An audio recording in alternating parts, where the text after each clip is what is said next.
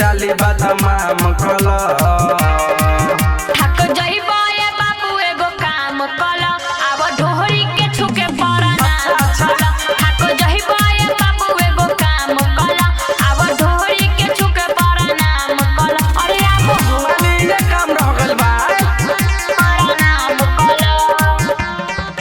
थक जइबो ए बाबू एगो काम कला अब ढोरी के छुके परनाम कला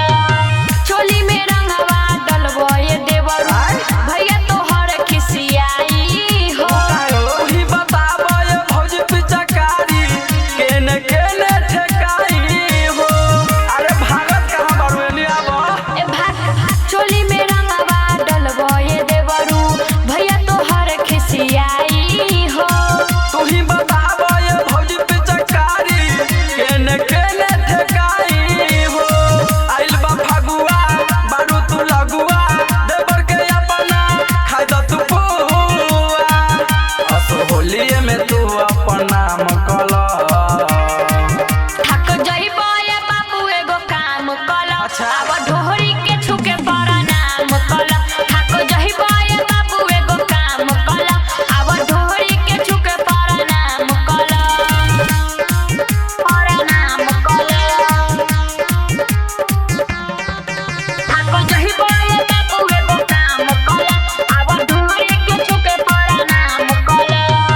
राइटर दिनेश लाल देवरिया तोर पीछे कारी बायो भी छोटे हो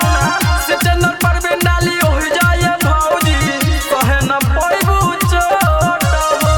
बुझलू ए भौजी की डाली अब बयाबो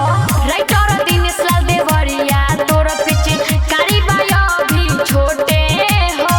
से चंदन पर में डाली हो जाए भौजी कहे न पइबू चोट हो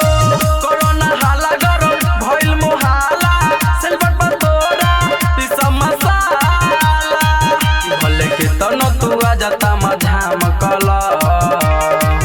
थक जइबो ए बाबू एगो काम कला अब ढोरी के छुके परनाम कला थक जइबो ए बाबू एगो काम कला अब ढोरी के छुके परनाम कला अरे चलो ने प्रणाम कली।